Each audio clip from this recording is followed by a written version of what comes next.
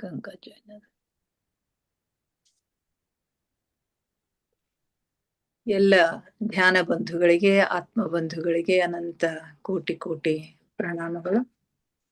ಇಂದಿನ ಧ್ಯಾನ, ಸ್ವಾಧ್ಯಾಯ, ಸತ್ಸಂಗ ಕಾರ್ಯಕ್ರಮಕ್ಕೆ ತಮಗೆಲ್ಲರಿಗೂ ಸ್ವಾಗತ, ಸುಸ್ವಾಗತ. ಮೊಟ್ಟ ಮೊದಲಿಗೆ ನಮ್ಮೆಲ್ಲರ ಧ್ಯಾನ ಗುರುಗಳಾಗಿರ್ತಕ್ಕಂಥ ಬ್ರಹ್ಮರ್ಷಿ ಪಿತಾಮಹ ಡಾಕ್ಟರ್ ಸುಭಾಷ್ ಪತ್ರಿ ಚರಣ ಕಮಲಗಳಿಗೆ ವಂದಿಸುತ್ತ, ಗುರುಮಾತಾ ಸ್ವರ್ಣಮಾಲಾ ಅಮ್ಮನವರ ಪಾದಕಮಲಗಳಿಗೆ ವಂದಿಸುತ್ತ, ನಮ್ಮೆಲ್ಲರ ಚೈತನ್ಯ ಶಕ್ತಿಯಾಗಿರ್ತಕ್ಕಂಥ ಮಹಾವತಾರ್ ಬಾಬಾ ಅವರನ್ನ ಮಂದಿರದಲ್ಲಿ ಸ್ಮರಿಸುತ್ತ, ನನ್ನ ಗುರುಗಳಾದ ತಟವಾಲಿ ಬಾಬಾ, ಬರ್ಫಾನಿ ಬಾಬಾ, ಮಹದಾನಂದ ಬಾಬಾಜಿಯವರನ್ನ ನನ್ನ ಹೃದಯ ಮಂದಿರದಲ್ಲಿ ನೆನೆಯುತ್ತ, ನಮ್ಮ ಮಾರ್ಗದರ್ಶಕ ಗುರುಗಳಾದ ಡಾಕ್ಟರ್ ಜೀವಂದರ್ ಕೇತಪ್ಪ ಸರ್ ಅವರಿಗೆ ವಂದಿಸುತ್ತ, ಅಯ್ಯಪ್ಪ ಪಿಂಡಿ ಸರ್ ಅವರಿಗೆ ವಂದಿಸುತ್ತ, ಎಲ್ಲ ಆಸ್ಟ್ರಲ್ ಮಾಸ್ಟರ್ಸ್ಗಳಿಗೆ, ಪಿರಮಿಡ್ ಮಾಸ್ಟರ್ಸ್ಗಳಿಗೆ ವಂದಿಸುತ್ತ, ಸೀತಾಮಾತೆ, ಯಶೋಧರಾ ಮಾತೆ, ವಸುಂಧರಾ ಮಾತೆಯರಿಗೆ ವಂದಿಸುತ್ತ, ಅವರೆಲ್ಲರ ಚೈತನ್ಯ ಶಕ್ತಿಯೊಂದಿಗೆ ನಮ್ಮ ಚೈತನ್ಯ ಶಕ್ತಿಯನ್ನ ಅನುಸಂಧಾನಗೊಳಿಸುತ್ತ ಇಂದಿನ ಸ್ವಾಧ್ಯಾಯವನ್ನ ಪ್ರಾರಂಭಿಸೋಣ ಮಾಸ್ಟರ್ಸ್. ಸೀತಾಯಣದ ಸ್ವಾಧ್ಯಾಯದ ಅಂತಿಮ ಘಟ್ಟಕ್ಕೆ ನಾವು ಬಂದಿದ್ದೆವು. ಕೊನೆಯ ಘಟ್ಟ ಸೋಮ. ಈ ಎಲ್ಲ ವೃತ್ತಾಂತಗಳನ್ನ ಹೇಳಿರ್ತಕ್ಕಂಥ ಸೋಮಾಳ ಒಂದು ಬದುಕಿನಲ್ಲಿ ಸೀತಾಮಾತೆ ಹೋದ ನಂತರ ಅವಳು ಇನ್ನೂ ಏನೇನು ಕೆಲಸಗಳನ್ನ ಮಾಡಿಲ್ಲು ಅಂತಕ್ಕಂಥದ್ದನ್ನ ಈ ಅಧ್ಯಾಯದಲ್ಲಿ ನಾವು ನೋಡ್ತಾ ಇದ್ದೀವಿ. ನಿನ್ನೆ ನಾವು ಚರ್ಚೆ ಮಾಡಿರ್ತಕ್ಕಂಥದ್ದು ಸೋಮಾಳು ನಮ್ಮ ಅನಸೂಯಾಳ ಬದುಕಿನಲ್ಲಿ ಎಂಥ ಬಹುದೊಡ್ಡ ಪಾತ್ರವನ್ನು ವಹಿಸಿದ್ಲು. ಅನಸೂಯಾಳ ಮಾನಸಿಕ ಸ್ಥಿತಿಯನ್ನ ಸ್ಥಿಮಿತಕ್ಕೆ ತರುವುದರೊಂದಿಗೆ ಅವಳಿಗೆ ಹಿಂದಿನ ಜನ್ಮದಲ್ಲಿ ತಾನು ಏನಿದ್ಲು ಅಂತಕ್ಕಂಥ ವೃತ್ತಾಂತಗಳನ್ನ ತಿಳಿಸಿ ಹೇಳುವುದರೊಂದಿಗೆ, ಮದುವೆ ಅಂದ್ರೆ ಅವಳಿಗೆ ಬಹಳಷ್ಟು ಭಯ ಇರುತ್ತೆ. ಆ ಭಯವನ್ನ ಹೋಗಲಾಡಿಸಿ ಆ ಹಿಂದಿನ ಜನ್ಮದಲ್ಲಿ ತಾನು ಇಷ್ಟಪಡ್ತಕ್ಕಂಥ ಹುಡುಗ ಅಜಿತ ಅನ್ನೋನೇ ಈ ಜನ್ಮದಲ್ಲಿಯೂ ಮತ್ತೆ ಅಯೋಧ್ಯೆಯಲ್ಲಿ ಜನ್ಮ ತಾಳಿದ್ದಾನೆ, ಅವನ ಜೊತೆಗೇನೆ ನಿನ್ನ ಮದುವೆಯನ್ನ ಮಾಡ್ಲಿಕ್ಕೆ ನಿರ್ಧಾರ ಮಾಡಿದ್ದಾರೆ. ಇದು ಸೀತಾಮಾತೆಯ ಒಂದು ಅವಳ ಇಚ್ಛೆಯಂತೆ ನಡೆದ. ಇವರ ಮದುವೆಯೂ ಕೂಡ ಯಾರು ನಡುವಿನವರು ಮಾಡಿರ್ತಕ್ಕಂಥದ್ದಲ್ಲ, ಸೀತಾಮಾತೆಯ ಇಚ್ಛೆಯಂತೆ ನಡೆದಿದೆ. ಹೀಗಾಗಿ ಅವನನ್ನ ಮದುವೆ ಆಗು ಅಂದಾಗ ಅವಳು ಒಪ್ಕೊಂಡು ಬರ್ತಾಳೆ. ಅವರಿಬ್ರು ಒಂದು ಸರಿಯು ನದಿಯ ತಟದಲ್ಲಿ ಮಾತನಾಡ್ತಾ ಇರ್ತಾರೆ. ಹಲವಾರು ವಿಷಯಗಳನ್ನ, ತಮಗೆ ಗೊತ್ತಿರ್ತಕ್ಕಂಥ ಆಶ್ಚರ್ಯಕರವಾಗಿರ್ತಕ್ಕಂಥ ವಿಷಯಗಳು, ತಮ್ಮ ಗತ ಜೀವನದ ಹಲವಾರು ವಿಷಯಗಳು ಅವರ ಮಾತಿನಲ್ಲಿ ತೇಲಿ ಹೋಗ್ತವೆ. ಆತನ ಕೊರಳಲ್ಲಿರ್ತಕ್ಕಂಥ ಒಂದು ಪೆಂಡೆಂಟ್ ಅನ್ನ ನೋಡಿ ಇವಳು ಅನಸೂಯ ಕೇಳ್ತಾ ಇದು ಹೇಗೆ ಬಂತು ಅಂದಾಗ, ಇದೊಂದು ಬಹಳ ದೊಡ್ಡ ಕಥೆ ಅದ ಅಂತ ಹೇಳಿ ಆ ಕಥೆಯನ್ನ ಹೇಳ್ತಾನೆ. ಆ ಕಥೆಯನ್ನೆಲ್ಲ ನಾವು ನಿನ್ನೆ ಚರ್ಚೆ ಮಾಡಿದೀವಿ. ಅವಳ ಅಜ್ಜಿ ಸೀತಾಮಾತೆಯ ಒಂದು ಕಲ್ಯಾಣಕ್ಕಾಗಿ, ಅವಳ ಒಳಿತಿಗಾಗಿ ಅವಳು ಲಂಕೆಗೆ ಹೋದಾಗ ಸುಮಾರು 14 ವರ್ಷ ನಿರಂತರವಾಗಿ ಅವಳಿಗಾಗಿ ಪ್ರಾರ್ಥನೆ ಮಾಡಿರ್ತಕ್ಕಂಥವಳು ಅವಳ ಅಜ್ಜಿಯ ಕೊಟ್ಟಿರ್ತಕ್ಕಂಥ ಒಂದು ಕಾಣಿಕೆ, ಅದು ಸೀತಾಮಾತೆ ಅವಳ ಅಜ್ಜಿಗೆ ಕೊಟ್ಟಿರ್ತಕ್ಕಂಥದ್ದು, ಅಜ್ಜಿ ನನಗೆ ಕೊಟ್ಟಿರ್ತಕ್ಕಂಥದ್ದು ಅಂತಕ್ಕಂಥ ಎಲ್ಲ ವೃತ್ತಾಂತಗಳನ್ನ ಅವರು ಹಂಚಿಕೊಳ್ತಾರೆ. ಹೀಗೆ ಇನ್ನೂ ಹಲವು ಬಹಳಷ್ಟು ಕಥೆಗಳವ ನಮ್ಗೆ ಗೊತ್ತಿರ್ತಕ್ಕಂಥದ್ದು. ಯಾಕಂದ್ರೆ ಅವರು ಚಿಕ್ಕವರಾಗಿದ್ದಾಗ ನಡೆದಿರ್ತಕ್ಕಂಥ ಕಥೆಗಳು, ಅವರ ತಂದೆ ಹೇಳ್ತಕ್ಕಂಥ ಕಥೆಗಳು, ನಮ್ಮ ತಂದೆ ಹೇಳಿದ ಕಥೆಗಳು ಬಹಳಷ್ಟವ ಅಂತ ಹೇಳಿ ಅಜಿತನು ಹೇಳ್ತಾನೆ. ಈ ಸೋಮಾಲಿಂದ ಕೇಳಿರ್ತಕ್ಕಂಥ ಅನೇಕ ಕಥೆಗಳು ನನ್ನಲ್ಲಿನೂ ಇವೆ ಅಂತ ಹೇಳಿ ನಮ್ಮ ಅನಸೂಯನು ಕೂಡ ಹೇಳ್ತಾ ಇರ್ತಾಳೆ. ಹೀಗೆ ಮಾತನಾಡ್ತಾ ಅಜಿತ್ ಹೇಳ್ತಾನೆ, ನಾನು ಚಿಕ್ಕಂದಿನಲ್ಲಿ ಇದ್ದಾಗ ಶ್ರೀರಾಮಚಂದ್ರ ನಮ್ಮ ಮನೆಗೆ ಬಂದು ಆಶೀರ್ವಾದ ಮಾಡಿದ್ರು ಅಂತ ಹೇಳಿ ಹೇಳ್ತಾನೆ. ಆಗ ನಮ್ಮ ಅನಸೂಯ ಅಂತಾಳ, ಬಹಳಷ್ಟು ಆಸಕ್ತಿಯಿಂದ ಕೇಳ್ತಾಳೆ ಅದು ಹೇಗೆ. ಯಾಕಂದ್ರೆ ಶ್ರೀರಾಮಚಂದ್ರ ಪ್ರಜಾಪಾಲಕ, ಜನರ ಕಲ್ಯಾಣವೇ ಅವನ ಮುಖ್ಯ ಉದ್ದೇಶ ಆಗಿರ್ತದ. ಪ್ರಜೆಗಳ ಪ್ರತಿಯೊಂದು ಮನೆಗೆ ಹೋಗಿ ಅವರ ಯೋಗಕ್ಷೇಮವನ್ನ ಅವನು ತಿಳ್ಕೊಂಡು ಬರ್ತಾ ಇರ್ತಾನೆ. ಅವರ ಮಕ್ಕಳು ಮರಿಗಳಿಗೆ ಆಶೀರ್ವಾದ ಮಾಡಿ ಬರ್ತಾ ಇರ್ತಾನೆ. ಹಾಗೆಯೇ ಈ ಅದು ಅಂದ್ರೆ ಇದ್ರ ಸೀತಾಮಾತೆಯ ಒಂದು ದೇಹ ತ್ಯಾಗದ ನಂತರ ಮಕ್ಕಳು ಸ್ವಲ್ಪ ದೊಡ್ಡವರಾದ್ಮೇಲೆ ಅವನ ಜವಾಬ್ದಾರಿ ಸ್ವಲ್ಪ ಕಡಿಮೆ ಆಯ್ತು ಅಂದಾಗ ಇಂಥ ಕೆಲಸಗಳನ್ನ ಬಹಳಷ್ಟು ಅವನು ಕೈಕೊಳ್ತಾ ಇರ್ತಾನೆ. ಜನಕಲ್ಯಾಣ ಕೆಲಸಗಳನ್ನ. ಅಷ್ಟು ದೊಡ್ಡ ಅಯೋಧ್ಯ ರಾಜ್ಯ ಸಣ್ಣದಲ್ಲ, ಅಷ್ಟು ದೊಡ್ಡ ರಾಜ್ಯದ ಪ್ರತಿಯೊಬ್ಬರ ಮನೆಗೂ ಹೋಗಿ ಕಾಳಜಿ ವಹಿಸ್ತಕ್ಕಂಥ ಕೆಲಸವನ್ನ ಅವನು ಮಾಡ್ತಾ ಇರ್ತಾನೆ. ಹಾಗೆ ಒಂದು ದಿವಸ ಅಜಿತನ ಮನೆಗೆ ಹೋಗ್ತಾನೆ. ಹೋಗಿ ಅವ್ರ ಜೊತೆಗೆ ಮಾತಾಡ್ತಾ ಎಷ್ಟು ಮಕ್ಕಳು ಏನು ಅಂತೆಲ್ಲ ಕೇಳಿದಾಗ ಅವನಿಗೆ 3 ಜನ ಮಕ್ಕಳು ಇರ್ತಾರೆ. 3 ಜನರನ್ನ ತಂದು ಶ್ರೀರಾಮಚಂದ್ರರ ದರ್ಶನಕ್ಕೆ, ಅವರ ಆಶೀರ್ವಾದ ಪಡಿಲಿಕ್ಕೆ ಅವ್ರ ತಂದೆ ತಂದು ಕರ್ಕೊಂಡು ಬಂದು ನಿಲ್ಲಿಸ್ತಾರ. ಆಗ ಎಲ್ಲ ಮಕ್ಕಳನ್ನ ಮಾತಾಡ್ಸ್ತಾನೆ. ಕೊನೆಗೆ ಅಜಿತನನ್ನ, ಇವ ಸಣ್ಣವನಿರ್ತಾನೆ, ಚಿಕ್ಕ ಮಗ, ಅವನ ಕೈ ಹಿಡಿದು ಅವನನ್ನ ಬಳಿಗೆ ಕರ್ಕೊಂಡು ಅವನ ತಲೆ ಮೇಲೆ ಕೈ ಆಡಿಸಿ ಅವನ ಕಣ್ಣಿನಲ್ಲಿ ಕಣ್ಣಿಟ್ಟು ನೋಡ್ತಾನೆ. ಕಣ್ಣಿನಲ್ಲಿ ಕಣ್ಣಿಟ್ಟು ನೋಡಿ ಇವನು ಮುಂದೆ ಒಳ್ಳೆಯ ಆಡಳಿತಗಾರನಾಗ್ತಾನೆ, ಇವನು ಪ್ರಾಣಿಗಳನ್ನ ಬಹಳಷ್ಟು ಪ್ರೀತಿಸ್ತಾನೆ ಅಂತ ಹೇಳ್ತಾನೆ. ಇವನು ಪ್ರಾಣಿಗಳ ರಕ್ಷಣೆಯನ್ನ ಮಾಡ್ತಾನೆ, ಮುಂದೆ ಅರಣ್ಯದ ರಕ್ಷಣೆಯನ್ನ ಮಾಡ್ತಾನೆ, ಇವನಿಗೆ ಆ ಕೆಲಸವನ್ನ ಒಪ್ಪಿಸ್ರಿ ಅಂತ ಹೇಳಿ ಹೇಳ್ತಾನೆ. ಹಾಗೆ ಇವನನ್ನ ಕರೆದು ಮತ್ತೆ ಇವನಿಗೆ ಆಶೀರ್ವಾದ ಮಾಡಿ, ಪ್ರಾಣಿಗಳನ್ನ ತುಂಬಾ ಪ್ರೀತಿಯಿಂದ ನೀನು ನೋಡ್ಕೋ, ಯಾವ ಪ್ರಾಣಿಗಳು ನಿನ್ನನ್ನು ನೋಡಿದ್ರು ಅಂಜೋದಿಲ್ಲ, ನೀನು ಕೂಡ ಯಾವ ಪ್ರಾಣಿಗಳನ್ನು ನೋಡಿದ್ರು ಅಂಜೋದಿಲ್ಲ ಅಂತ ಹೇಳಿ ಸೀತಾಮಾತೆಯೊಂದಿಗೆ ಇರ್ತಕ್ಕಂಥ ತನ್ನ ಒಂದು ಅನುಭವವನ್ನು ಹೇಳ್ತಾನೆ. ಅವರು ಕಾಡಿನಲ್ಲಿ ಹೋಗುವಾಗ ಯಾವ ಪ್ರಾಣಿ ಬಂದ್ರೂ ಕೂಡ ಸೀತಾಮಾತೆ ಅಂಜ್ತಾ ಇರೋದಿಲ್ಲಂತೆ. ಬಹಳಷ್ಟು ಎಂಥ ಪ್ರಾಣಿ ಬಂದ್ರು ಅವಳಿಗೆ ವಿನೀತನಾಗಿ ಇರ್ತಾ ಇರ್ತದಂತ ಆ ಒಂದು ವಿಷಯವನ್ನ ಇವನ್ ಜೊತೆಗೆ ಹಂಚಿಕೊಳ್ತಾನೆ. ಹೀಗೆ ಆತ್ಮೀಯವಾಗಿ ರಾಮಚಂದ್ರ ಬಂದು ನನಗ್ ಭೇಟಿಯಾಗಿ ಹೋಗಿದ್ದ ಅಂತಕ್ಕಂಥ ಒಂದು ಕಥೆಯನ್ನ ಅವನು ಹೇಳ್ತಾನೆ. ನಂತರ ಅನಸೂಯಾಳು ಕೂಡ ಚಿಕ್ಕ ಮಗು ಇದ್ದಾಗ ಅವಳ ಮನೆಗೆ ಶ್ರೀರಾಮಚಂದ್ರ ಬಂದಿದ್ದ ಅಂತಕ್ಕಂಥ ಸಂಗತಿಯನ್ನ ಅನಸೂಯಾಳ ತಂದೆ ಹಂಚ್ಕೊಳ್ತಾರೆ. ಒಂದು ಸಾರಿ ಅನಸೂಯಾಳ ತಂದೆಯು ಈ ಶ್ರೀರಾಮಚಂದ್ರರ ಆಡಳಿತದಲ್ಲಿ ಕೆಲಸ ಮಾಡ್ತಾ ಇರ್ತಾರೆ, ಒಳ್ಳೆಯ ಒಂದು ಪೊಸಿಷನ್ ನಲ್ಲಿ ಇರ್ತಾರೆ. ಅವರ ಮನೆಗೆ ಬಂದು ಹೀಗೆ ಮಾತಾಡ್ತಾ ಇರುವಾಗ ಅವಳ ತಾಯಿ, ಅನಸೂಯಾಳ ತಾಯಿ ಬಾಗಿಲ ಬಳಿ ಬಂದು ನಿಲ್ತಾಳಂತೆ. ಆಗ ಅನಸೂಯ ಚಿಕ್ಕ ಮಗು ಇರ್ತದ, ಅವಳ ಸೀರೆ ಹಿಡ್ಕೊಂಡು ಅವಳು ಬಂದು ನಿಂದಿರ್ತಾಳಂತ. ಅವಾಗ ಅವಳನ್ನ ಬಳಿಗೆ ಕರೆದು ಅವಳಿಗೂ ಕೂಡ ತಲೆ ಮೇಲೆ ಕೈ ಆಡಿಸಿ ಕಣ್ಣಿನಲ್ಲಿ ಕಣ್ಣಿಟ್ಟು ಹೇಳ್ತಾರಂತೆ, ಇವಳು ಸೀತೆಗೆ ತುಂಬಾ ಪ್ರಿಯವಾಗಿರ್ತಕ್ಕಂಥವಳಾಗಿದ್ಲು. ಹಿಂದಿನ ಜನ್ಮದಲ್ಲಿ ಸೀತೆಯ ಒಂದು ಜೊತೆಗೆ ಮದುವೆ ಆದ ನಂತರ ಸೀತೆಯ ಜೊತೆಗೆ ಅಯೋಧ್ಯೆಗೆ ಬಂದಿರತಕ್ಕಂಥ 4 ಜನ ಸೇವಕಿಯರಲ್ಲಿ ಇವಳು ಒಬ್ಬಳಾಗಿದ್ಲು. ಇವಳು ತುಂಬಾ ಚೆನ್ನಾಗಿ ಬದುಕ್ತಾಳೆ, ಈ ಸರಿ ಬಹಳಷ್ಟು ಚೆನ್ನಾಗಿ ಬದುಕ್ತಾಳೆ ಅಂತ ಹೇಳಿದ್ರಂತ. ಅವರ ಕಣ್ಣಿನ ಒಂದು ಆರ್ದ್ರತೆಯನ್ನ, ಆ ಕಣ್ಣಿನಲ್ಲಿರ್ತಕ್ಕಂಥ ಒಂದು ಆಕರ್ಷಣೆಯನ್ನ ಅಜಿತನು ಕೂಡ ಹೇಳ್ತಾನೆ. ಇಲ್ಲಿ ಅನಸೂಯ ಕೂಡ ಹೇಳ್ತಾಳೆ, ಅವ್ ಕಣ್ಣುಗಳು ವಿಶೇಷವಾಗಿರ್ತಕ್ಕಂಥ ಕಣ್ಣುಗಳು. ಅಜಿತ್ ಹೇಳ್ತಾನೆ, ಅವ್ರು ಹೇಳಿದ್ದೇನೋ ನನಗ್ ನೆನಪಿಲ್ಲ, ಆದ್ರೆ ಆ ಕಣ್ಣುಗಳನ್ನ ನಾನು ಇವತ್ತು ಮರಿಲಿಕ್ಕೆ ಸಾಧ್ಯ ಇಲ್ಲ. ಈ ಕಥೆಯನ್ನ ನಮ್ಮ ತಂದೆ ಮತ್ತೆ ಮತ್ತೆ ಮತ್ತೆ ಮತ್ತೆ ನನಗೆ ಹೇಳಿರೋದ್ರಿಂದ ನನಗೆ ಇದನ್ನ ಮರಿಲಿಕ್ಕೆ ಸಾಧ್ಯ ಆಗಿಲ್ಲ ಅಂತಕ್ಕಂಥ ಮಾತುಗಳನ್ನ ಹೇಳ್ತಾನೆ. ಹೀಗೆ ಅನಸೂಯಾಳಿಗೆ ಏನು ಆಶೀರ್ವಾದ ಮಾಡ್ತಾನೆ ಶ್ರೀರಾಮಚಂದ್ರ ಅಂತಂದ್ರೆ, ಪ್ರತಿಯೊಂದು ಜನ್ಮದಲ್ಲಿಯೂ ಈ ಮಗುವಿಗೆ ತನ್ನ ಪೂರ್ವ ಜನ್ಮದ ನೆನಪುಗಳನ್ನ ಮಾಡ್ಲಿಕ್ಕೆ ಯಾರಾದ್ರೂ ಒಬ್ರು ಬಂದು ಸಹಾಯ ಮಾಡ್ತಾರೆ.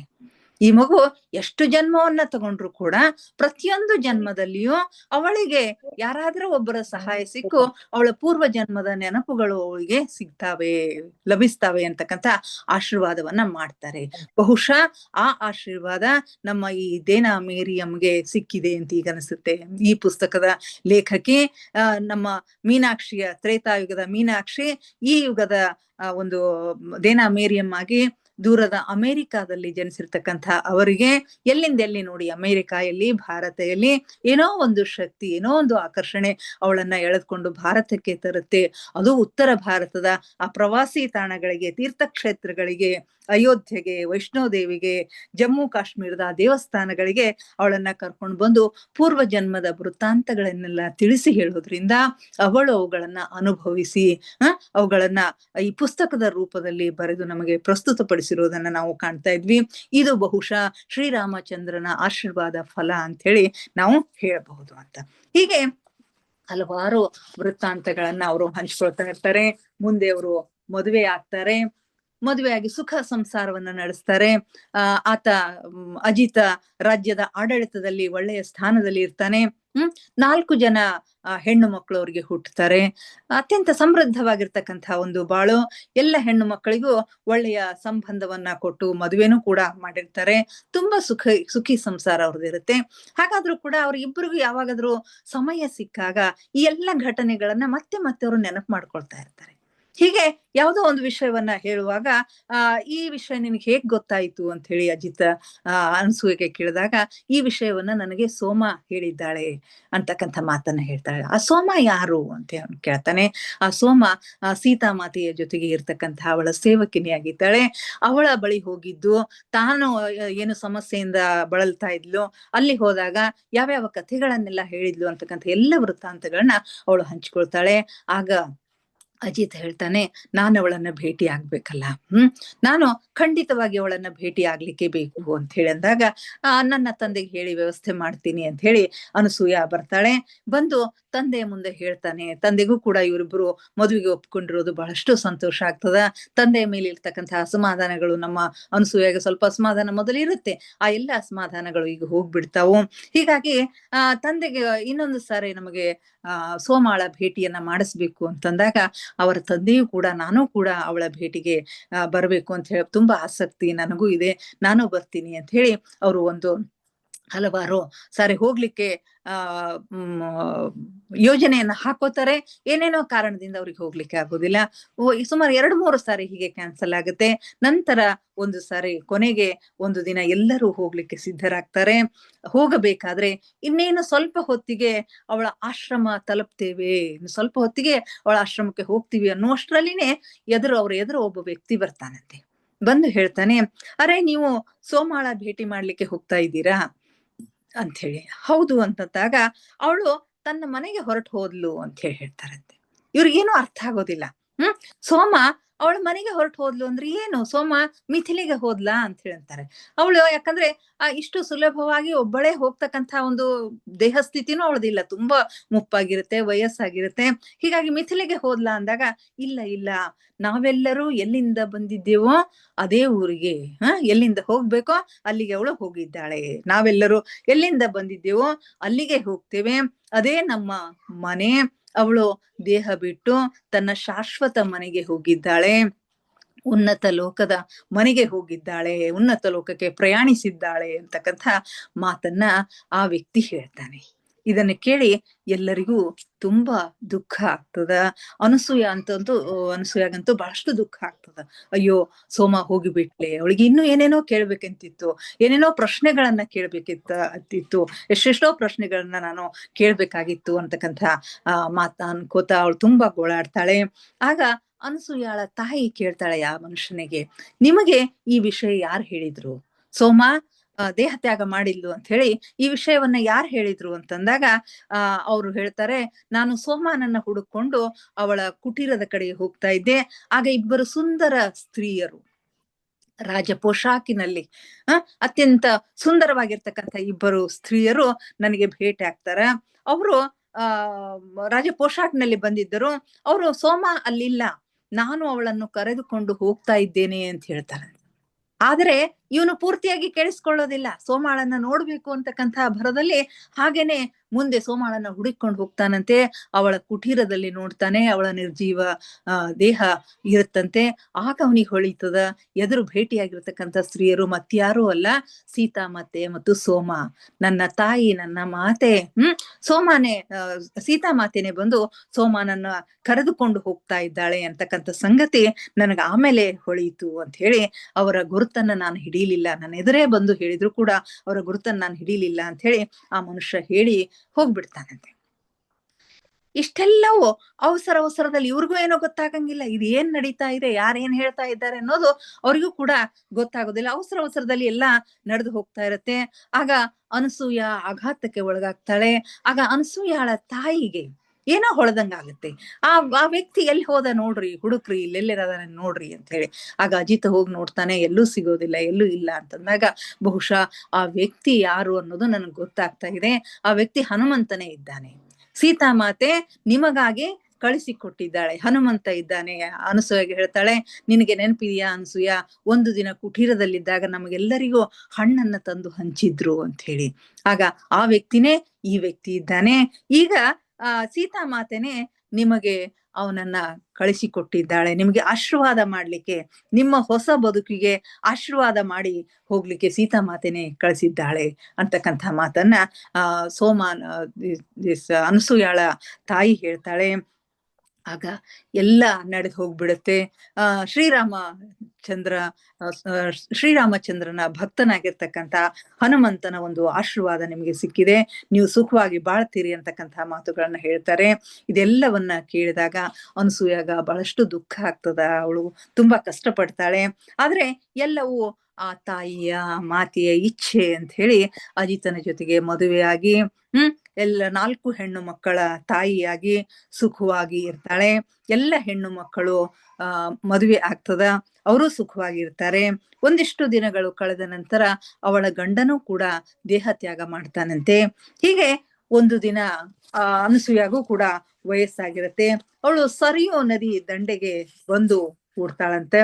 ಕೂತು ತನ್ನೆಲ್ಲ ಬದುಕಿನ ಬಗ್ಗೆ ಒಂದು ಸಾರೆ ಹಿಂತಿರುಗಿ ನೋಡ್ತಾಳಂತೆ. ಮಾತೆ ಹೇಳಿದ ಕಣ್ಣು ಮುಚ್ಚಿ ಕೂಡ್ತಾಳೆ ಅಲ್ಲಿ. ಆಗ ಸರಿಯೂ ನದಿಗೆ ಬಂದಾಗ ಮೊದಲಿಗೂ ಈಗೂ ಬಹಳಷ್ಟು ವ್ಯತ್ಯಾಸ ಆಗಿರುತ್ತೆ.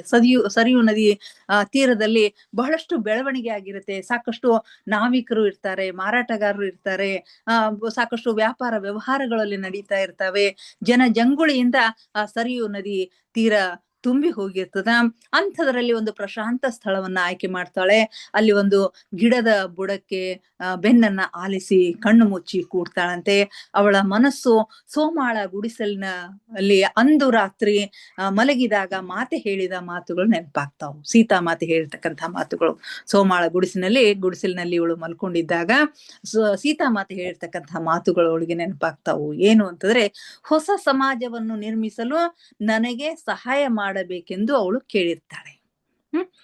ಹೊಸ ಸಮಾಜದ ನಿರ್ಮಾಣ ಮಾಡ್ಲಿಕ್ಕೆ ನೀನು ನನಗೆ ಸಹಾಯ ಮಾಡ್ಬೇಕು ಅಂತ ಹೇಳಿ ಸೀತಾ ಮಾತೆ ಕೇಳ್ತಾಳಂತ.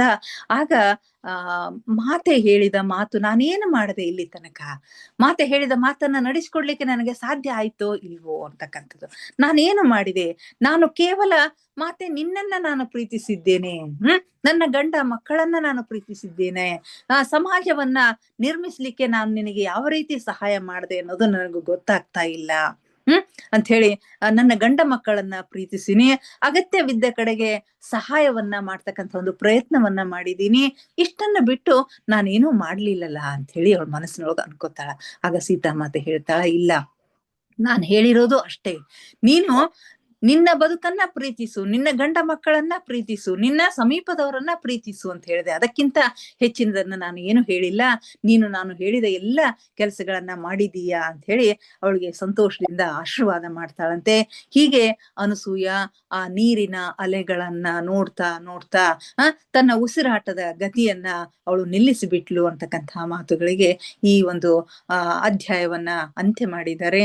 ಇಲ್ಲಿಗೆ ನಮ್ಮ ಅನಸೂಯಾಳು ಕೂಡ ತನ್ನ ಭೌತಿಕ ದೇಹವನ್ನ ತ್ಯಜಿಸಿದ್ಲು ಅಂತಕ್ಕಂಥ ಮಾತನ್ನ ಹೇಳ್ತಾ ಸೀತಾಯಣ ಪುಸ್ತಕದ ಒಂದು ಕೊನೆ ಇಲ್ಲಿ ಆಗತ್ತೆ ಅಂತ. ಇದುವರೆಗಿನ ಸೀತಾಯಣದ ವೃತ್ತಾಂತ ಏನೆಲ್ಲವನ್ನು ಆಯ್ತು ಅನ್ನೋದನ್ನ ನಾವು ನೋಡಿದ್ದೇವೆ ಮಾಸ್ಟರ್ಸ್. ಇಲ್ಲಿಗೆ ಸೀತಾಯಣ ಪುಸ್ತಕ ಮುಗೀತು.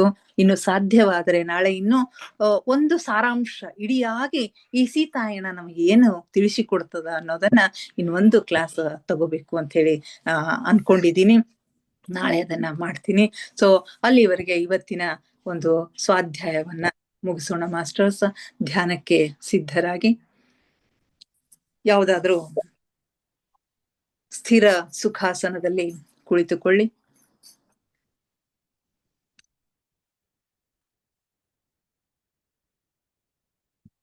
ಕಾಲುಗಳನ್ನ ಕ್ರಾಸ್ ಮಾಡ್ಕೊಳ್ರಿ.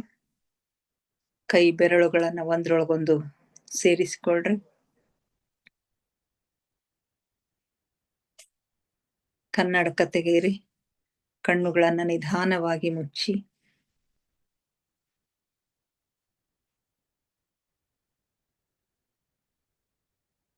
ಮುಖದ ಮೇಲೆ ಮಂದಹಾಸವಿರಲಿ. ದೇಹದ ಯಾವ ಭಾಗದಲ್ಲಿಯೂ ಬಿಗಿತ ಬೇಡ.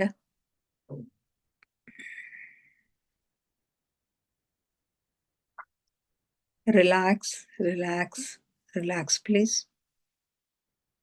ಮೊಟ್ಟ ಮೊದಲಿಗೆ ನಮ್ಮೆಲ್ಲರ ಧ್ಯಾನ ಗುರುಗಳಾದ ಪರಮ ಪೂಜ್ಯರಾದ ಬ್ರಹ್ಮರ್ಷಿ ಪಿತಾಮಹ ಡಾಕ್ಟರ್ ಸುಭಾಷ್ ಪತ್ರಿಜಿಯವರ ಚರಣ ಕಮಲಗಳಿಗೆ ವಂದಿಸುತ್ತ, ಗುರುಮಾತಾ ಸ್ವರ್ಣಮಾಲಾ ಅಮ್ಮನವರ ಪಾದಕಮಲಗಳಿಗೆ ನಮಿಸುತ್ತ ನಮ್ಮೆಲ್ಲರ ಚೈತನ್ಯ ಶಕ್ತಿಯಾದ ಮಹಾವತಾರ್ ಬಾಬಾ ಅವರನ್ನ ಹೃನ್ಮಂದಿರದಲ್ಲಿ ಸ್ಮರಿಸುತ್ತ ನನ್ನ ಗುರುಗಳಾದ ತಟವಾಲಿ ಬಾಬಾ, ಬರ್ಫಾನಿ ಬಾಬಾ, ಮಹದಾನಂದ ಬಾಬಾಜಿಯವರನ್ನ ನನ್ನ ಹೃದಯ ಮಂದಿರದಲ್ಲಿ ಸ್ಮರಿಸುತ್ತ ನಮ್ಮ ಮಾರ್ಗದರ್ಶಕ ಗುರುಗಳಾದ ಡಾಕ್ಟರ್ ಜೀವನ್ಧರ್ ಕೇತಪ್ಪ ಸರ್ ಅವರಿಗೆ ವಂದಿಸುತ್ತ, ಅಯ್ಯಪ್ಪ ಪಿಂಡಿ ಸರ್ ಅವರಿಗೆ ವಂದಿಸುತ್ತ, ಸೀತಾಮಾತೆ, ಯಶೋಧರಾ ಮಾತೆ, ವಸುಂಧರಾ ಮಾತೆಯರಿಗೆ ವಂದಿಸುತ್ತ, ಎಲ್ಲ ಆಸ್ಟ್ರಲ್ ಮಾಸ್ಟರ್ಸ್ಗಳಿಗೆ, ಪಿರಾಮಿಡ್ ಮಾಸ್ಟರ್ಸ್ಗಳಿಗೆ ವಂದಿಸುತ್ತ, ಬ್ರಹ್ಮರ್ಷಿಗಳು, ಬ್ರಹ್ಮರ್ಷಿ ಪತ್ನಿಯರಿಗೆ ವಂದಿಸುತ್ತ, ಸಪ್ತರ್ಷಿಗಳು, ಸಪ್ತರ್ಷಿ ಪತ್ನಿಯರಿಗೆ ವಂದಿಸುತ್ತ, ಅವರೆಲ್ಲರ ಚೈತನ್ಯ ಶಕ್ತಿಯೊಂದಿಗೆ ನಮ್ಮ ಚೈತನ್ಯ ಶಕ್ತಿಯನ್ನು ಅನುಸಂಧಾನಗೊಳಿಸುತ್ತ ಅವರೆಲ್ಲರನ್ನು ನಮ್ಮ ಈ ಧ್ಯಾನಕ್ಕೆ ಆತ್ಮಪೂರ್ವಕವಾಗಿ ಆಹ್ವಾನಿಸುತ್ತ ಅವರೆಲ್ಲರೂ ಆತ್ಮಸ್ವರೂಪದಲ್ಲಿ ಬಂದು, ಜ್ಯೋತಿ ಸ್ವರೂಪದಲ್ಲಿ ಬಂದು ನಮ್ಮೊಂದಿಗೆ ಧ್ಯಾನದಲ್ಲಿ ಕುಳಿತಿದ್ದಾರೆ ಎಂದು ಭಾವಿಸಿಕೊಳ್ಳುತ್ತ ಇಂದಿನ ಧ್ಯಾನವನ್ನು ಆರಂಭಿಸೋಣ ಮಾಸ್ಟರ್ಸ್. ಕೇವಲ ಸಹಜ ಶ್ವಾಸದ ಮೇಲೆ ಗಮನ.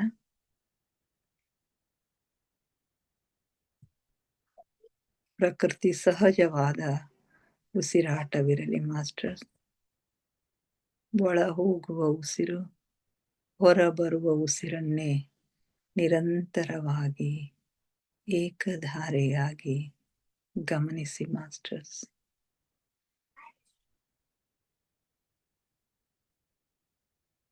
ಯಾವ ಆಲೋಚನೆಗಳು ಬೇಡ.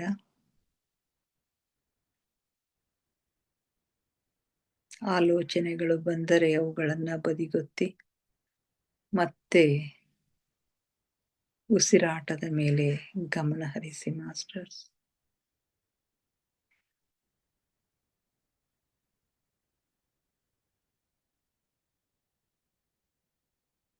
ನಮ್ಮ ಗಮನ ಸಂಪೂರ್ಣವಾಗಿ ಉಸಿರಿನ ಮೇಲೆ ಇದ್ದಾಗ ಆಲೋಚನೆಗಳು ಶೂನ್ಯವಾಗ್ತವೆ, ಮನಸ್ಸು ಶಾಂತವಾಗುತ್ತೆ, ಧ್ಯಾನವು ಸಿದ್ಧಿಸುತ್ತದೆ.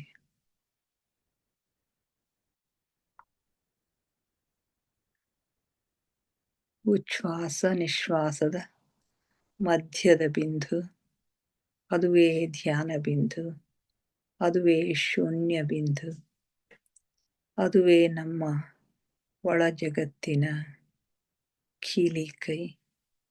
ಅಲ್ಲಿ ಒಂದು ಕ್ಷಣ ನಿಲ್ಲುವ ಅಭ್ಯಾಸ ಮಾಡಿ ಮಾಸ್ಟರ್ಸ್. ನಿಮಗಾಗಿ ಒಳ ಜಗತ್ತು, ಆಂತರಿಕ ಜಗತ್ತು ತೆರೆದುಕೊಳ್ಳುತ್ತದೆ. ಅನುಭವಿಸಿ.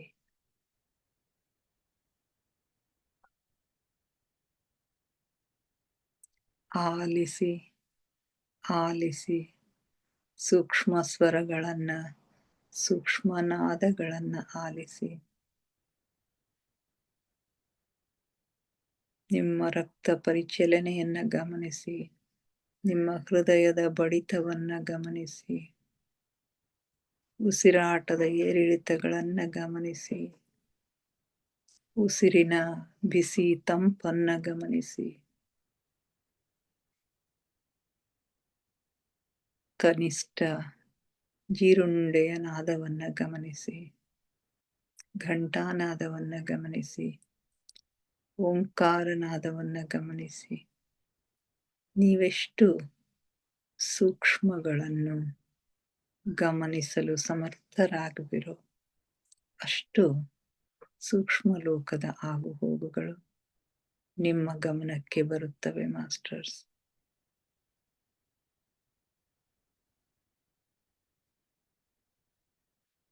ನಾನು ದೇಹವಲ್ಲ, ನಾನು ಆತ್ಮಸ್ವರೂಪಿ. ನನ್ನ ಉಸಿರೇ ನನ್ನ ಗುರು. ಉಸಿರೆಂಬ ಗುರುವಿನ ಸಹಾಯದಿಂದ ಗಮ್ಯದೆಡೆಗೆ, ಗುರಿಯೆಡೆಗೆ ನನ್ನ ಪಯಣ ನಿರಂತರವಾಗಿ ಸಾಗುತ್ತಿದೆ.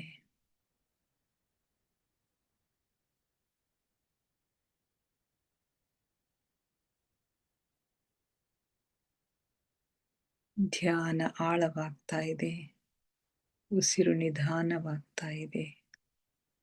ಉಸಿರು ನಿಧಾನವಾಗ್ತಾ ನಿಧಾನವಾಗ್ತಾ ಚಿಕ್ಕದಾಗ್ತಾ ಚಿಕ್ಕದಾಗ್ತಾ ಭ್ರೂ ಮಧ್ಯದಲ್ಲಿ ಬಂದು ಸ್ಥಿರಗೊಳ್ಳುತ್ತೆ ಮಾಸ್ಟರ್ಸ್.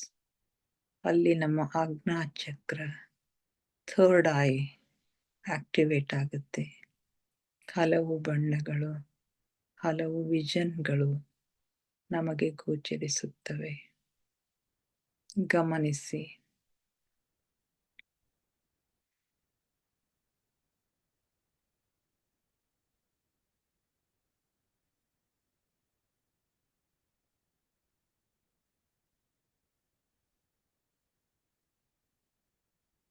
ಆಳವಾದ ಧ್ಯಾನವೆಂಬ ಹಾಲ್ಗಡಲಿನಲ್ಲಿ ನಿಮ್ಮನ್ನು ನೀವು ಮುಳುಗಿಸಿ ಮಾಸ್ಟರ್ಸ್. ಅನುಭವಿಸಿ, ಆನಂದಿಸಿ, ಆಹ್ಲಾದಿಸಿ.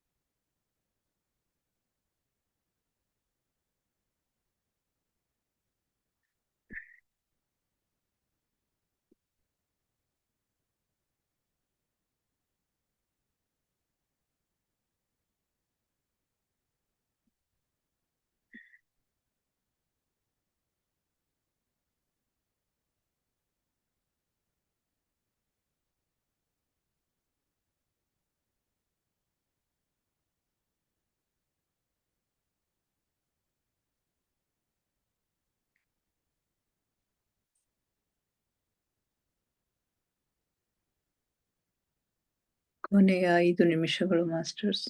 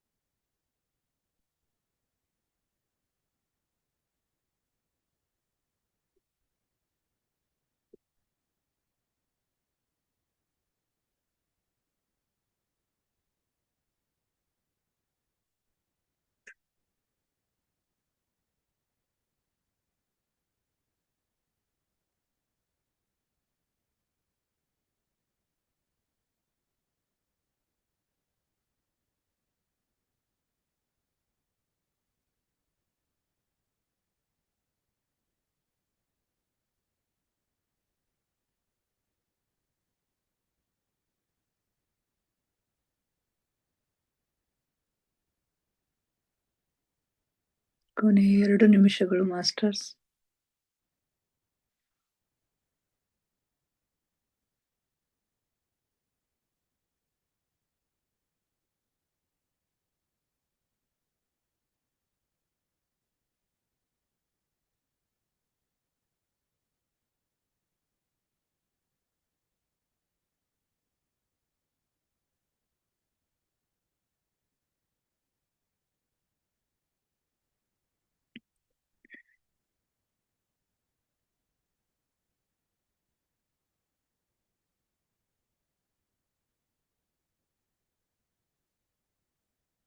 ಕೊನೆಯ 1 ನಿಮಿಷ.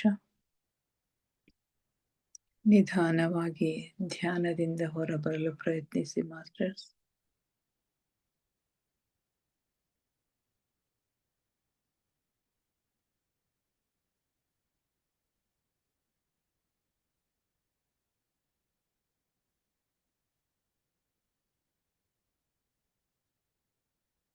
Thirty seconds.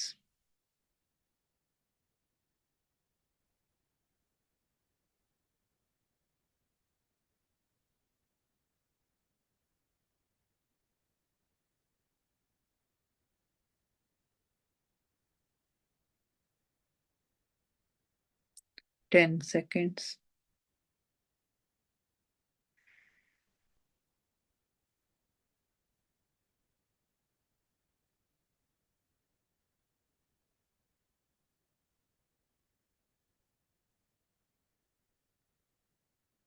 5, 4, 3, 2, 1, 0. ನಿಧಾನವಾಗಿ ನಿಮ್ಮ ಕೈ ಬೆರಳುಗಳನ್ನು ಬಿಡಿಸಿಕೊಂಡು ಕಣ್ಣಿನ ಮೇಲೆ ಇಟ್ಕೊಳ್ಳಿ ಮಾಸ್ಟರ್ಸ್. 5 seconds. 5, 4, 3, 2, 1, 0. ನಿಧಾನವಾಗಿ ನಿಮ್ಮ ಕೈ ಬೆರಳುಗಳನ್ನು ತೆಗೀರಿ ಮಾಸ್ಟರ್ಸ್. ಕಣ್ಣುಗಳನ್ನು ನಿಧಾನವಾಗಿ ಓಪನ್ ಮಾಡಿ. Thank you, thank you, thank you everybody. ನಮ್ಮ ಧ್ಯಾನಕ್ಕೆ ಶಕ್ತಿಯನ್ನು ನೀಡಿ ನಮ್ಮೊಂದಿಗೆ ಕುಳಿತು ಧ್ಯಾನ ಮಾಡಿದ ಎಲ್ಲ ಮಾಸ್ಟರ್ಸ್ಗಳಿಗೆ ನನ್ನ ಅನಂತ ಕೋಟಿ ಕೋಟಿ ಧನ್ಯವಾದಗಳು. ನನ್ನೊಂದಿಗೆ ಧ್ಯಾನ ಮಾಡಿದ ನಿಮಗೆಲ್ಲರಿಗೂ ಮತ್ತೊಮ್ಮೆ ಧನ್ಯವಾದಗಳನ್ನ ಅರ್ಪಿಸುತ್ತಾ thank you, thank you, thank you everybody.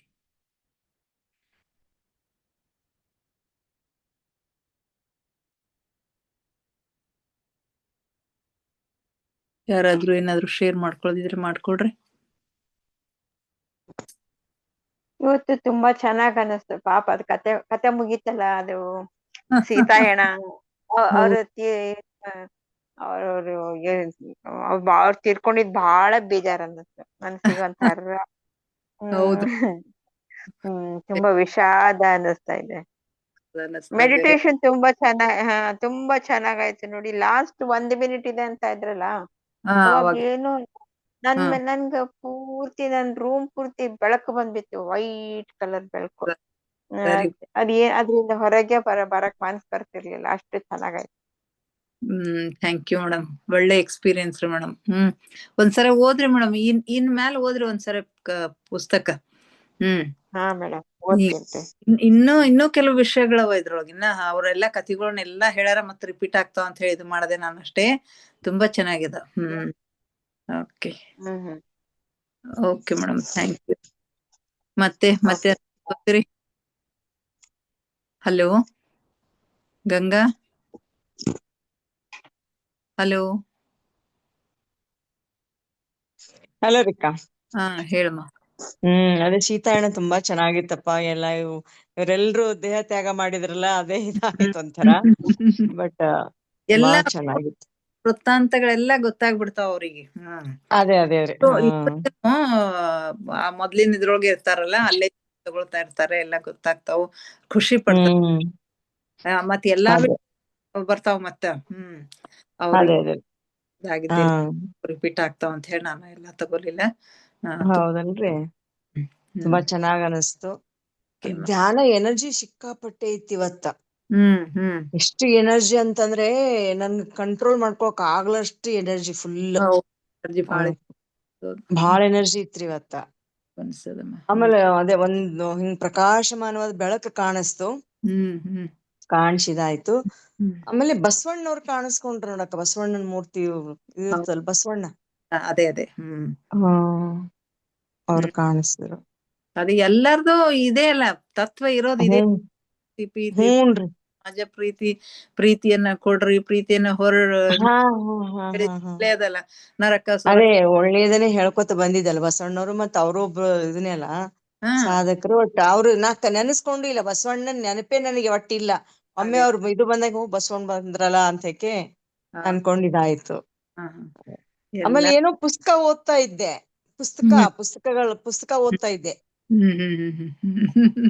ಪುಸ್ತಕ ಅಕ್ಷರಗಳು ಅದೇ ಪುಸ್ತಕ ಓದ್ಲಕತ್ತಿದ್ದೆ. ಅದು ಓದ್ದಂಗ ಅದು ಆಯ್ತು. ಇನ್ನು ನೀವು ಡೀಪ್ ಹೋದ್ರಿ ಅಂತಂದ್ರೆ ಯಾವ ಪುಸ್ತಕ ಏನ್ ಓದ್ಲಿಕತ್ತೀರಿ ಎಲ್ಲ ಗೊತ್ತಾಗ್ತದಲ್ರಿ. ಮೆಸೇಜ್ ಅದೆಲ್ಲ ಬರ್ತಿರ್ತಾವ. ಮೆಸೇಜ್ ಏನ್ ಕೆಲವ್ರಿಗೆಲ್ಲ ಗೊತ್ತಾಗ್ತದ, ಧ್ಯಾನಿಗಳೆಲ್ಲ ಹೇಳ್ತಿರ್ತಾರ ಅನುಭವಗಳು.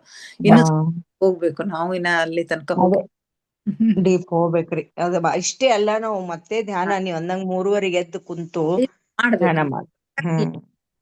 ಇಷ್ಟು ಸಾಕಾಗಂಗಿಲ್ಲ, ಇಷ್ಟು ಸಾಕಾಗಂಗಿಲ್ಲ. ಏನ್ ಸಾಕಾಗ್ರಿ, ಇದಿಷ್ಟೇ ಒಂಥರ ನಮಗೊಂದಿಷ್ಟು ಅದ್ರದ್ದು ರುಚಿ ತೋರಿಸ್ದಂಗ ಅಷ್ಟೇ. ಆ ರುಚಿ ಅನುಭವಗಳು ಎಷ್ಟು ಚಲೋ ಆಗ್ಲಿಕತ್ತಾವಲ್ಲ, ಮತ್ತೆ ಇನ್ನ ಅದ್ರೊಳಗ ಇಂಟ್ರೆಸ್ಟ್ ತಗೊಂಡ್ ನೀವು ಆಳವಾಗಿ ಹೋಗ್ಬೇಕು. ನಿಜ. ಅದೇ ನಾನ್ ಮೊದಲೇ ಎಷ್ಟ್ ಮಾಡಿದ್ರಿ, ಇವತ್ತಿನ ತಿಂಗಳದಲ್ಲೇನೆ ಎಷ್ಟೊಂದು ಇದು ಅದು ನನಗ ಅನುಭವಗಳು ಹೇಳ್ತೀನ್ರಿ ಅಕ್ಕ. ಹೌದು, ಚಂದ ಅನಿಸ್ತು, ಬಹಳ ಚಂದ ಅನಿಸ್ತು. ಅಂದ್ರೆ ನಾಳೆಗೆ ಇದ್ರ ಸಂಪೂರ್ಣ ಸಾರಾಂಶ ಹೇಳ್ತೀರನಲ್ಲ? ಇಷ್ಟು ತಗೋಬೇಕು ಅನ್ಕೊಂಡಿನಿ. ತಗೊಳ್ರಿ ಮತ್ತೊಂದ್ಸಲ ಎಲ್ಲ ಫುಲ್ ರಿಕಾಲ್ ಆದಂಗ ಆಗ್ತದ. ಹೌದು. Thank you. ಸರೋಜಮ್ಮ ಹೇಳ್ರಿ ಮೇಡಮ್. ತುಂಬಾ ಚೆನ್ನಾಗಿ ಬಂತ್ರಿ ಮೇಡಮ್. ಧ್ಯಾನ ಬಹಳ ಎನರ್ಜಿ ಇತ್ತು ಮೇಡಮ್. ಧ್ಯಾನ ನಾಳೆನು ಜಾಯಿನ್ ಆಗ್ತೇನ್ರಿ ಮೇಡಮ್. ಹೌದ್ರಿ, ಜಾಯಿನ್ ಆಗ್ತೀರಿ? ಆಗ್ರಿ ಬಹುಶಃ ಆನ್ ದಿ ವೇ ಇರ್ತೀರಿ, ಕೇಳ್ಬೋದು. ಇಲ್ಲ, ನಾಳೆ ಸಂಜೀಕಲ್ರಿ ಹೋಗೋದು, ನಾವೇನ ರಾತ್ರಿ ಹೋಗ್ತೀವಿ. ರಾತ್ರಿ ಹೋಗ್ತೀವಿ? ಓಕೆ, ಜಾಯಿನ್ ಆಗ್ರಿ. Okay madam. Okay, thank you. ನಮಸ್ಕಾರ. ಹೋಗ್ಬರ್ರಿ ಮೇಡಮ್. ಎಂಜಾಯ್ ಮಾಡ್ರಿ. ನಾ ಮಿಸ್ ಮಾಡ್ಕೊ. ಅಂಜನಾದ್ರಿ ಬೆಟ್ಟ ಬಾಳ ಚಂದ ಅದರಿ ಮೇಡಮ್. ನಾ ನೋಡಿನಿ ಅಂಜನಾದ್ರಿ ಬೆಟ್ಟ, ಹೋಗಿದ್ದೆ, ಬಾಳ ಚಂದ. ನೋಡಿದಿರಲ್ರಿ? ನೋಡಿನ್ರಿ ಮೇಡಮ್, ಹೋಗಿದ್ದೆ. ಮೇಡಮ್ ಜಾಯಿನ್ ಆಗಿಲ್ಲ? ಯಾರ ಶೋಭಾ ಮೇಡಮ್ ಜಾಯಿನ್ ಆಗಿಲ್ರಿ. ಸಲಗರ್ ಆಗಿಲ್ರಿ. Okay madam. Okay, thank you. ಮತ್ತೆ ಯಾರು ಮಾತಾಡ್ತೀರಿ? ವನಜಾ? ಹಲೋ ನಮಸ್ತೆ ಮೇಡಮ್. ನಮಸ್ತೆ. ನಮಸ್ತೆ, ಹೆಂಗಿದ್ದೀರಿ ಮೇಡಮ್? ಹಾ ಮೇಡಮ್, ಪರವಾಗಿಲ್ಲ. ಇವತ್ತು ಡಾಕ್ಟರ್ ಹತ್ರ ಹೋಗಿದ್ದೆ, ನಾನು ಸ್ವಲ್ಪ ಚೆನ್ನಾಗಿದ್ದೀನಿ ಈಗ. ಇವತ್ತು ಕೂತ್ಕೊಂಡು ಕೇಳಿಸ್ಕೊಂಡಿದ್ದೀನಿ ನಾನು. Okay madam. ಓಕೆ. ಅಂದ್ರೆ ಇಂಪ್ರೂವ್ಮೆಂಟ್ ಅದನ್ರಿ ಈಗ? ಹೌದು ಮೇಡಮ್, ತುಂಬಾನೇ ಇಂಪ್ರೂವ್ಮೆಂಟ್ ಇದೆ. ಆಯ್ತಾಯ್ತು. ಸ್ವಲ್ಪ ಧ್ಯಾನ ಜಾಸ್ತಿ ಮಾಡ್ರಿ ಮೇಡಮ್, ಎಲ್ಲಾ ಬೇಗ ರಿಕವರ್ ಆಗತ್ತೆ. ಹಾ ಮೇಡಮ್, ಆಯ್ತು. ಟೈಮ್ ಸಿಕ್ಕ ತುಂಬಾ ಚೆನ್ನಾಗಿತ್ತು. ಮುಚ್ಕೊಂಡ್ ಟೈಮ್ ಕೂತ್ ಬಿಡ್ಬೇಕು ನೋಡ್ರಿ, ಸುಮ್ನೆ ಆ ಕಡೆ ಈ ಕಡೆ ಟೈಮ್ ವೇಸ್ಟ್ ಮಾಡೋ ಬದ್ಲಿ. ಹೌದು, ನಾನು ಹಾಗೆ ಮಾಡ್ತಾ ಇದ್ದೆ ಮನೆಯಲ್ಲಿ. 10 ನಿಮಿಷ ಸಿಗ್ಲಿ ಅಷ್ಟು ಕಣ್ಣು ಮುಚ್ಕೊಂಡ್ ನಾವು ಉಸಿರಿನ ಮೇಲೆ ಕಾನ್ಸಂಟ್ರೇಷನ್ ಮಾಡಿದ್ರೆ ಅಷ್ಟೇ ಎಷ್ಟೋ ಬಾಡಿ ಒಳಗ್ನು ಅದ್ರದ್ದು ಎನರ್ಜಿ ಫೀಲ್ ಆಗ್ತದ. ಏನಾರ ಇದ್ರ ಅವು ಹೀಲ್ ಆಗ್ತಾವು, ಇವೆಲ್ಲ ಬರ್ತಾವ್ರಿ ಮೇಡಮ್. ಹ್ಞೂ ರೀ ಮೇಡಮ್, ಅವ್ರಿಗೆ ಸ್ವಲ್ಪ ಬಿದ್ದಾರಂತ್ರಿ, ಸ್ವಲ್ಪ ತೊಂದರೆ ಆಗಿತ್ರಿ. ತಲೆಗೆ ಇಂಜುರಿ ಆಗಿತ್ತು, ಮತ್ತೆ ಬೆನ್ನು ಏಟ್ ಆಗಿದೆ ಸ್ವಲ್ಪ. ತಲೆಗೆ ಇಂಜುರಿ ಆಗಿತ್ರಿ?